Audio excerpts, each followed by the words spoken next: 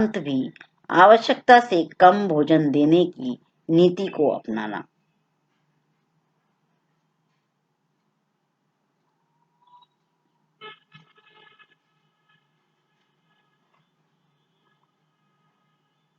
मतलब युद्ध के द्वारा जो हम हो रहे हैं, तो आक्रमण तरीके से अधिक धन अर्जित करना, ये इस वर्ग का क्या रहता था, एक सोच, एक कार्य। और दूसरे प्रकार का जो था वो कि कार्य करने के उपरांत भी आवश्यकता से कम भोजन देने की नीति को अपनाना। मतलब बेचारे ने काम कर दिया, लेकिन उसको जो मिलना चाहिए श्रम, वो उसको नहीं देते थे, उससे कम भोजन देकर अपने अगले काम के लिए उसे विवश करते रहना। तो ये धनी या विलासी वर्ग की बात। दूसरा वर्ग था मध्यम वर्ग, जो कि ना तो विलासी वर्ग की तरह इतना उच्च स्थान रखता था, पद रखता था, और न ही निम्न वर्ग की तरह इतना निम्न या नीचे स्थान पर रहता था। तो उसका जीवन दोनों तरफ से क्या था, कठोर था।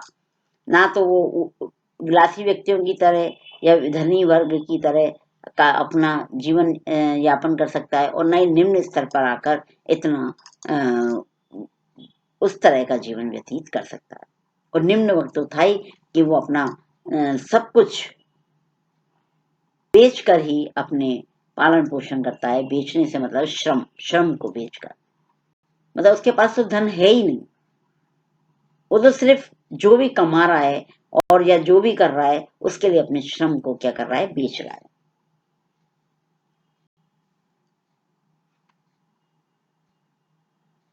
विलासिता इसके जन्म का प्रमुख कारण है, और इस वर्ग का जन्म उपरोक्त दोनों कारणों से हुआ है।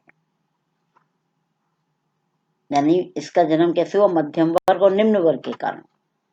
मतलब इन दोनों कारणों से यहाँ वर्ग और शक्ति की बात आई, वहां बेबलिन ने कहा इन्हीं दोनों के कारण किसका जन्म हुआ, तीसरा विलासी वर्ग, यानी कि विलासिता इसके जन्म का जो प्रमुख कारण है, और वो है वर्ग।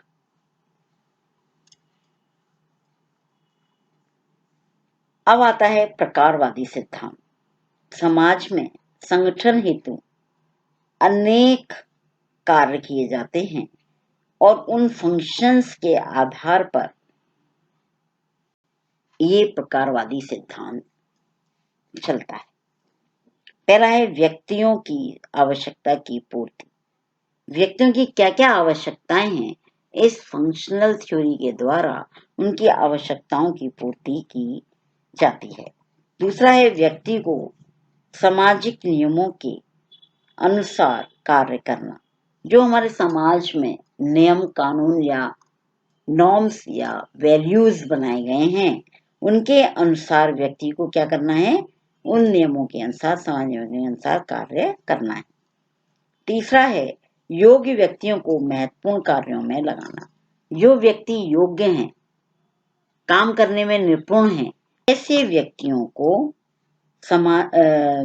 को महत्वपूर्ण कार्यों में लगाने का कार्य करते हैं, फंक्शंस थ्योरी के अनुसार। और नेक्स्ट है समाज में कार्य दो प्रकार से होते हैं, एक तो साधारण और दूसरे विशेष। साधारण कार्य कौन से हैं, जैसे चाचा मामा बाबा दादा दादी, ये साधारण है, माता पिता, साधारण कार्य। और विशेष कार्य डॉक्टर इंजीनियर। मतलब दो प्रकार से हमारे स्टेटस बनते हैं ना, एक अर्जित और एक प्रदत्त। तो जो प्रदत्त स्टेटस है वो तो हमारा क्या है, साधारण कार्य है, क्योंकि वो प्रदत्त रूप में हमें मिल गया, और उसके अनुसार जो हमें कार्य करना है समाज के अंदर, वो पहले से निर्धारित है, उसी हिसाब से हमें उसका पालन करना है और निर्वाह करना है। लेकिन दूसरा जो कार्य है वो विशेष कार्य है, और विशेष कार्य हम विशेष लक्ष्य को प्राप्त करने के लिए विशेष ढंग से करते हैं। अगर अपन को डॉक्टर बनना है तो उसके लिए विशेष पढ़ाई करनी पड़ेगी, अपन को वकील बनना है तो विशेष पढ़ाई करनी पड़ेगी, और अगर अपन को टीचर बनना है तो दूसरी प्रकार की पढ़ाई करनी पड़ेगी। तो ये क्या है, विशेष कार्य हैं, जिनके द्वारा हम विशेष स्टेटस प्राप्त करते हैं, और उसी आधार पर हम अपने उत्तरदायित्वों का निर्वाह करते हैं। नेक्स्ट है, विशेष कार्य करने वाले व्यक्तियों को पारितोषिक और सुविधाएं प्राप्त होती हैं। क्या होता है? पारितोषिक मतलब इनाम दी और सुविधाएं प्राप्त होती हैं। नेक्स्ट है कि व्यक्तियों में, समाज में सभी व्यक्तियों को अपनी स्थिति व कार्य के अनुसार विभिन्न स्तरों में बांटना।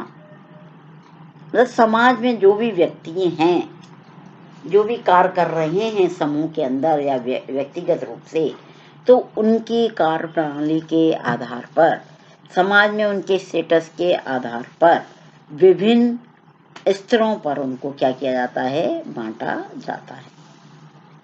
तो इस प्रकार से 3 समाजशास्त्रियों ने अपने अपने मतानुसार सिद्धांतों को बताने का प्रयास किया कि स्तरीयकरण के जो सिद्धांत हैं वो किस प्रकार से स्थित हैं और वो अपना कार्य किस प्रकार से करते हैं। अब आता है स्तरीयकरण के आधार, स्वरूप और उदित प्रतिमान। डेविस एंड मूरे ने कहा है, दुनिया की संस्कृति पर दृष्टिपात करने से स्पष्ट हो जाता है कि कोई भी समाज वर्ग विहीन और अस्तरणीय नहीं है। अगर हम एक बार समाज पर दृष्टिपात करें तो मूरे का कहना है कि हमें कोई भी समाज ऐसा नहीं दिखाई देता जिसमें वर्ग ना हो, और ना ही ऐसा दिखाई देता जिसमें स्तरीयकरण दिखाई नहीं देता हो। सामाजिक विभेदीकरण के 4 आधार माने गए हैं। मतलब हम सामाजिक आधार पर एक दूसरे को अलग अलग करते हैं, उसके डेविस और मूरे ने 4 आधार बताए हैं। पहला है प्रकार। जो समाज में लोग कार्य करते हैं उन कार्यों के आधार पर लोगों को अलग अलग कैटेगरी में रखा जाता है। जैसे डॉक्टर का कार्य, इंजीनियर का कार्य, प्रोफेसर का कार्य। ये कार्य तो अलग अलग हैं, लेकिन इनको एक अलग स्टेटस समाज के अंदर प्राप्त है, तो इनको उस स्टेटस के आधार पर रखा जाता है। दूसरा है संस्कृति। दूसरा जो विभेदीकरण का है वो है संस्कृति के आधार पर। संस्कृति में हम देखते हैं भाषा, वेशभूषा, खान पान, कला, रीति रिवाज आदि के आधार पर हम लोगों को अलग अलग रूप में बांटते हैं। तीसरा है रुचि। आपका इंटरेस्ट किसमें है? खेलने वाले विद्यार्थी, पढ़ने वाले विद्यार्थी,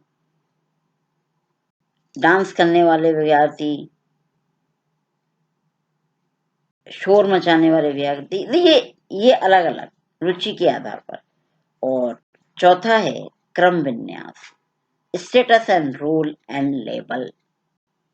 2 है क्रम विन्यास, एक तो लेवल के आधार पर अपन करते हैं या स्टेटस एंड रोल के आधार पर कि क्या पद है और किसके आधार पर वो काम कर रहे हैं। एच.एम. जॉनसन ने कहा है कि स्तरीकरण संज्ञा का प्रयोग उस प्रक्रिया अथवा परिस्थिति के लिए करेंगे जिसमें कि व्यक्तियों अथवा समूहों का स्तरीयकरण विभेदीकृत ढंग से क्रियान्वित होता है, ताकि एक विभेदीकरण स्तरीकरण में प्रायः समान से कम पद या रैंक के कई व्यक्ति अथवा समूह सम्मिलित हो जाएं।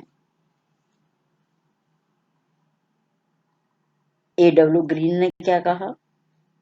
समाज हर समय व हर स्थान पर ऊंची या नीची स्थितियों के आधार पर एक दूसरे से संगठित रहता है। इस प्रकार संस्तरण व्यक्तियों का एक दूसरे से संबंध में ऊंचा व नीचा स्थान, जो कि प्रजाति, व्यवसाय, राजनीति या सामाजिक वर्ग के आधार पर होता है, बताता है। कहने का तात्पर्य है कि स्तरीयकरण के अंदर हम ये देखते हैं कि एक व्यक्ति दूसरे व्यक्ति से भिन्न कैसे है, उसके पास जो साधन है, उसके पास जो ताकत है या उसके पास जो आधार है, तो कैसे दूसरे से अपने आप को भिन्न करता है। तो उन्होंने बताया कि ये आधार बताता है कि ये व्यक्ति इससे भिन्न है, ऊंचा व नीचा स्थान प्राप्त किए हुए, चाहे वो प्रजाति हो, व्यवसाय हो, शक्ति हो, राजनीति हो या सामाजिक वर्ग हो, कोई भी हो। तो ये स्तरीयकरण के आधार पर हम देखते हैं कि सारे कार्य अपने आप धीरे धीरे हमें दूसरे से अलग कर देते हैं। हम जिस कार्य को करते हैं वो समाज में हमारा विभाजन करता है और समाज में एक स्टेटस और पद प्राप्त करता है। जो स्तर या लेवल हमें मिलती है, उस लेवल के आधार पर हम अपने कार्यों को करने का प्रयास करते हैं। ठीक है, यहाँ ये हमारा स्तरीकरण चैप्टर समाप्त होता है।